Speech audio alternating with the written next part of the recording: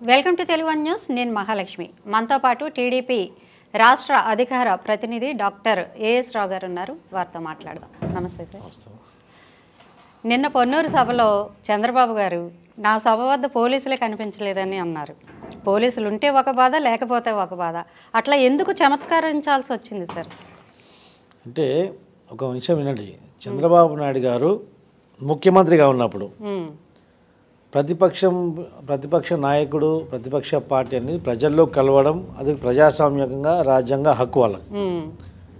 So ఇక్కడ జగన్మోహన్ రెడ్డి పాదయాత్ర చేసేటప్పుడు చంద్రబాబు నాయుడు గారి ప్రభుత్వం ఉన్నప్పుడు ప్రభుత్వం తరపు నుంచి సెక్యూరిటీ సిబ్బందిని కానీ పోలీస్ వ్యవస్థను మొత్తం అక్కడ అపాయింట్ చేసి వాళ్ళ యొక్క పాదయాత్ర సక్సెస్ అవ్వడానికి అన్ని విధాలా సహకరించారు. ఇక్కడ ఏ విధంగా పోలీస్ వాళ్ళు సహకరించట్లేదు, ఒక బందోబస్తు లేదు.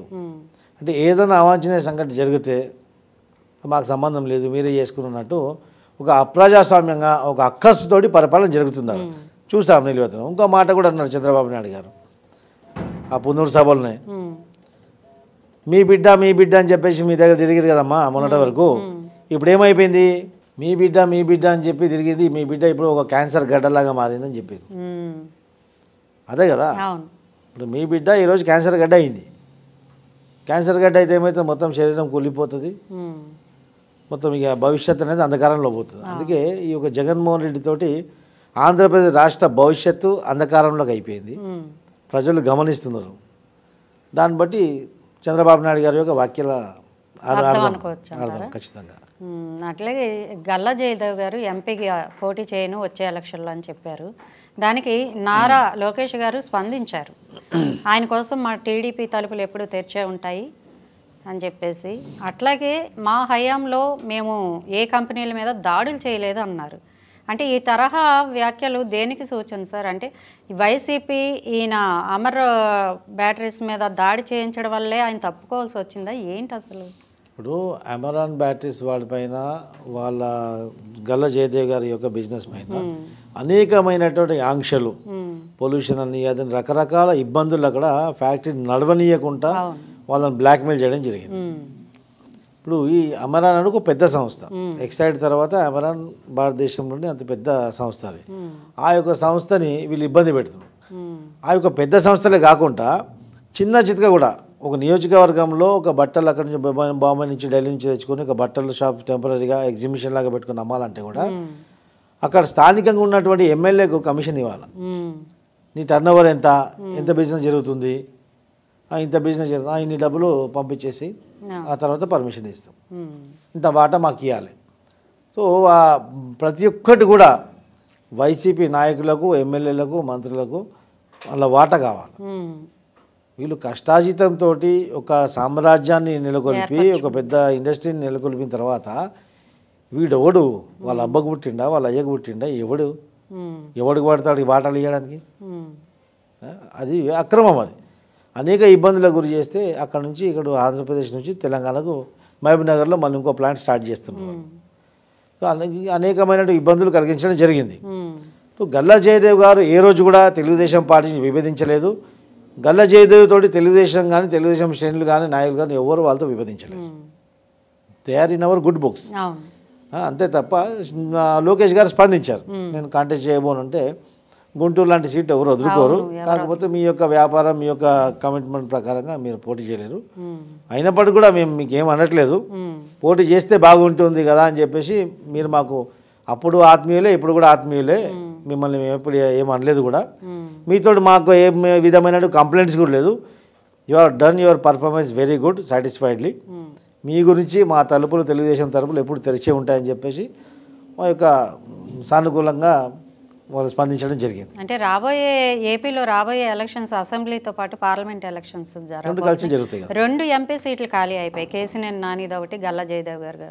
ఈ ఎఫెక్ట్ ఏ మేరకు పడుతుంది అనుకుంటున్నారు? అంటే అమ్మ, ఒక నాయకుడు ఉంటే వెనుకకు 10 మంది నాయకులు ఉంటారు. తెలుగుదేశంలో తయారైనంత నాయకులు వేరే ఏ పార్టీలో తయారు కారు. తెలుగుదేశం పార్టీ నాయకులను తయారు చేసేటువంటి కర్మాగారం ఇది, అది గుర్తు చేసుకోండి. ఒక నాయకుడు పోయినంత మాత్రాన ఇంకెవరు రారని కాదు, చాలామంది ఉంటారు లైన్లో, దానికి ఇబ్బంది లేదు. క్యాండిడేట్స్కి అభ్యర్థుల ఇబ్బంది మా తెలుగుదేశంలో ఉండబోదు కూడా. So so we have better candidates also 1 2 3 4 లైన్గా ఉంటారు కదా, హూ ఇస్ ద బెటర్ అనేది మనం స్క్రీనింగ్ చేసి త్వరలోనే క్యాండిడేట్స్ కూడా డిసైడ్ అయిపోతుంది. గతంలాగా నామినేషన్ అయినప్పటికి కాదు, నామినేషన్ కాకముందే ఈ యొక్క నెలలోనే మొత్తం క్యాండిడేట్స్ అందరూ కూడా ఫైనల్ అయిపోయి అందరూ ఫీల్డ్లోకి వెళ్ళిపోవడం కూడా జరుగుతుంది. ఇంకా చంద్రబాబు గారు ఒక ఫ్యామిలీ ఒక సీటు, ఇప్పుడు రాబోయే ఎలక్షన్ ముందు ఇట్లాంటి ప్రకటనలు అది ఎఫెక్ట్ చాలా ప్రభావం చూపిస్తుంది కదా. అందులోనూ జేసీ బ్రదర్స్ లాంటి వాళ్ళు మరి ఎట్లా ఫీల్ అవుతారు? వాళ్ళ అబ్బాయికి ఇద్దామనుకున్న సీటు ఏమవుతుంది? ఒక ఫ్యామిలీలో ఒక సీట్ అంటే ప్రభాకర్ రెడ్డి గారు పోటీ చేయాలా, వాళ్ళ అబ్బాయి పోటీ చేస్తారా, ఎట్లా ఇది? అక్కడ అనంతపురంలో మాత్రం ఆ ఎంపీ పార్లమెంట్కి జేసీ ప్రభాకర్ రెడ్డి గారి కొడుకు కుమారుడు వారే పోటీ చేస్తా అని చెప్పేసి అక్కడ సమాచారం.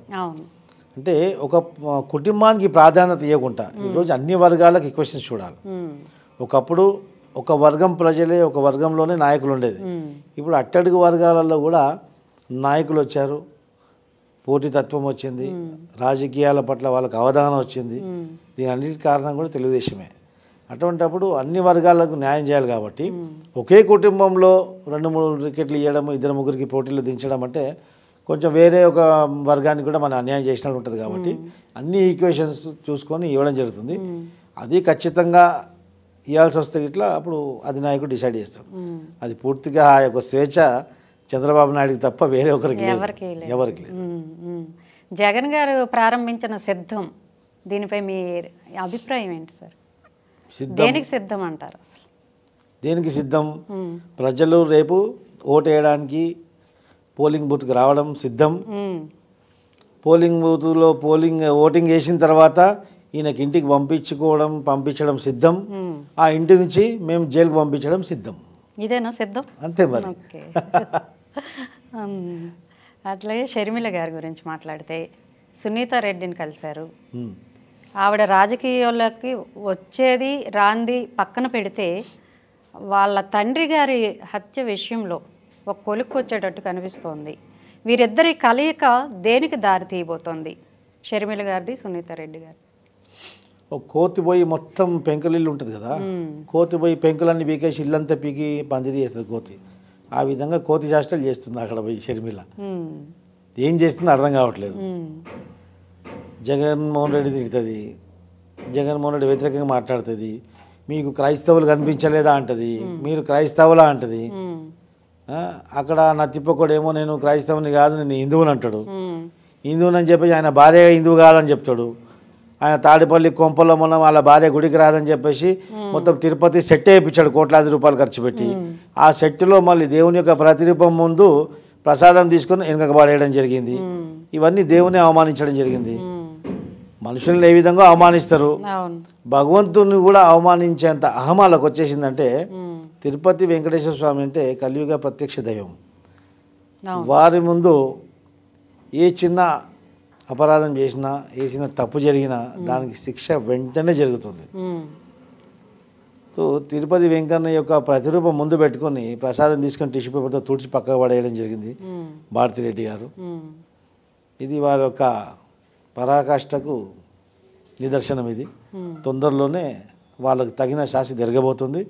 వెంకన్న వాళ్ళని శిక్షించబోతుండు ఖచ్చితంగా. అదేవిధంగా షర్మిల రకరకాల యాక్టింగ్లు చేస్తుంది.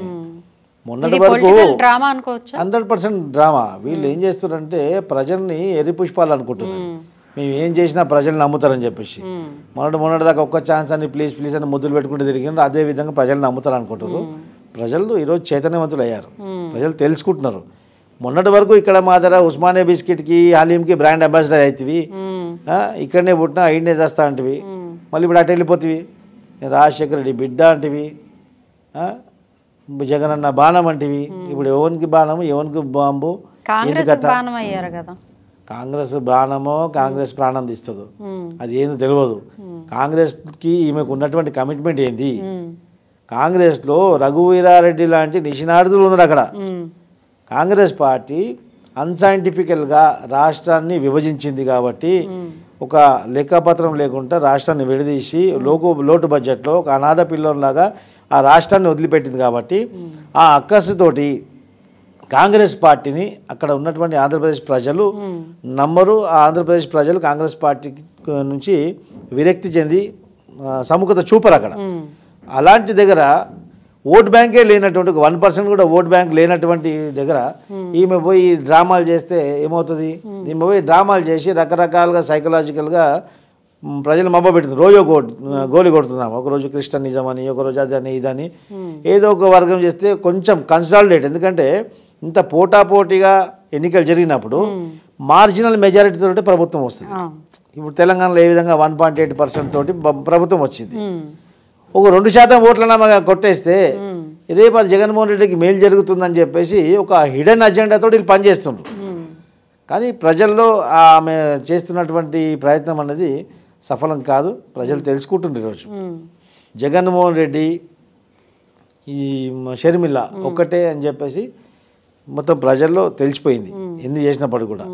సరే వేరే వేరే అనుకుందాం, నువ్వు మహానాయకుని కూతురు కదా, మీ అయ్య మహానాయకుడు కదా, ఆ మహానాయకుడు సతీమణి మహానాయకురాలు కదా, మీరు మహానాయకురాలు విజయమ్మ. మరి మీ ఇద్దరు పిల్లలు కుక్కలా కొట్లాడుకుంటుంటే నువ్వు ఎందుకు ప్రేక్షక పాత్ర వహిస్తున్నావు? మరి అంటే ఏపీలో విజయమ్మ గారు పోటీ చేస్తారు, అది కూడా జగన్ తరఫున అని వార్తలు వస్తున్నాయి. మరి ఒకవేళ జగన్ తరఫున విజయమ్మ పోటీ చేస్తాను ఇప్పుడు చెప్తుంది. ఇప్పుడు కొడుకు మంచోడయ్యాడు. మొన్నటి వరకు తెలంగాణలో ఉంటే బిడ్డ మంచిదైంది.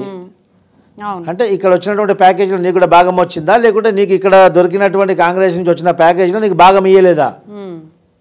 ఇప్పుడు ఏమైందంటే ఇక్కడ ప్యాకేజ్ తీసుకొని ఇక్కడ వచ్చినట్టు ప్యాకేజ్ తోటి కొడుకు పెళ్లి చేస్తుంది కాబోతూ ఆమెకు విజయమ్మకి వచ్చే వాటా రాలేకపోయిందేమో. ఇక్కడ మీ విజయమ్మ పార్టీ మార్చింది. ఇప్పుడు మొత్తం వీళ్ళు ఇంటిల్లాదులు మొత్తము ఒక డ్రామా కంపెనీ. ఇదంతా ఈ వైఎస్ కుటుంబం అంతా ఒక డ్రామా కంపెనీ లాగా మారింది ఈరోజు. అంటే జగన్ మేనియా తగ్గింది కాబట్టి తల్లిని తీసుకొచ్చారు.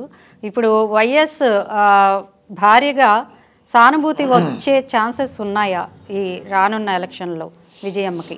ఇప్పుడు సానుభూతి గాను ఏ బూతి రాజులకు సానుభూతి తర్వాత సంగతి. ప్రజలు బూతులు ఎడుతున్నారు. ఇప్పుడు సానుభూతి రాదు కానీ బూతులు మాత్రం ఖచ్చితంగా వస్తాయి. ఎన్ని బూతులు వీళ్ళు జీవితంలో